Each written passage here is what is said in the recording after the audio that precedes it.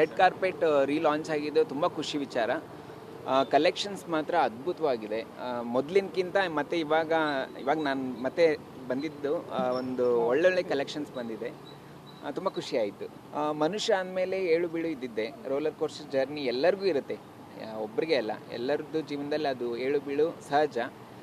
So ಅದನ್ನು ಮೆಟ್ಟಿ ಮತ್ತೆ ಮುಂದೆ ಹೋಗೋದನ್ನು ಎಲ್ಲರೂ ಕಲಿಬೇಕು. ಸೊ ಅದನ್ನು ಪವಿತ್ರ ಗೌಡವ್ರು ಮಾಡ್ತಾ ಇದ್ದಾರೆ. ಮತ್ತೆ ರೀಲಾಂಚ್ ಮಾಡಿದ್ದು ಇನ್ನೂ ಖುಷಿ ವಿಚಾರ. ಒಳ್ಳೇದಾಗಲಿ ಅನ್ನೋದು ನನ್ನ ತುಂಬ ಖುಷಿಯಾಗಿದ್ದಾರೆ. ಅಂದರೆ ಇದ್ದಿದ್ದೇ ಅದು ಒಂದು ಬೇಜಾರು ಇದ್ದೇ ಇರುತ್ತೆ.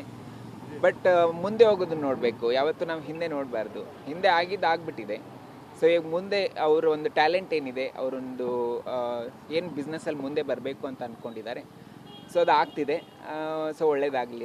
ಅವ್ರು ತಪ್ಪು ಮಾಡಿಲ್ಲ ಅನ್ನೋದು ಅವ್ರಿಗೆ ದೃಢವಾಗಿದೆ. ಸೊ ಹಾಗಾಗಿ ಅವ್ರು ಎದಕ್ಕೂ ಭಯ ಪಡಬೇಕಾಗಿಲ್ಲ.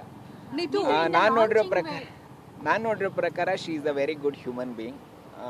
So she is a talented girl also.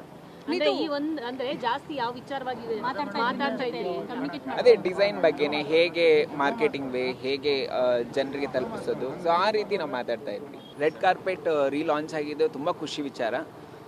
Collections ಮಾತ್ರ ಅದ್ಭುತವಾಗಿದೆ. ಮೊದಲಿನಕ್ಕಿಂತ ಮತ್ತು ಇವಾಗ ನಾನು ಮತ್ತೆ ಬಂದಿದ್ದು ಒಂದು ಒಳ್ಳೊಳ್ಳೆ ಕಲೆಕ್ಷನ್ಸ್ ಬಂದಿದೆ. ತುಂಬ ಖುಷಿ ಆಯಿತು.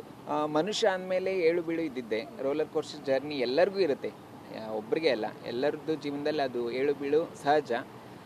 ಸೊ ಅದನ್ನು ಮೆಟ್ಟಿ ಮತ್ತೆ ಮುಂದೆ ಹೋಗೋದನ್ನು ಎಲ್ಲರೂ ಕಲಿಬೇಕು. ಸೊ ಅದನ್ನು ಪವಿತ್ರ ಗೌಡವ್ರು ಮಾಡ್ತಾ ಇದ್ದಾರೆ.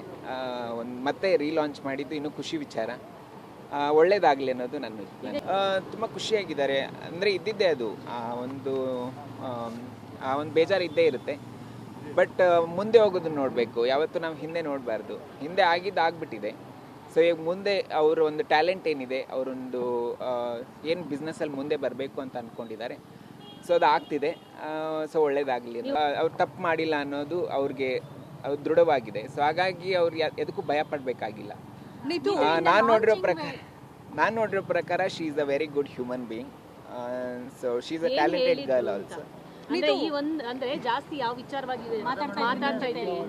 ಅದೇ ಡಿಸೈನ್ ಬಗ್ಗೆನೇ, ಹೇಗೆ ಮಾರ್ಕೆಟಿಂಗ್ ವೇ, ಹೇಗೆ ಜನರಿಗೆ ತಲುಪಿಸೋದು, ಸೊ ಆ ರೀತಿ ನಾವು ಮಾತಾಡ್ತಾ ಇದ್ವಿ.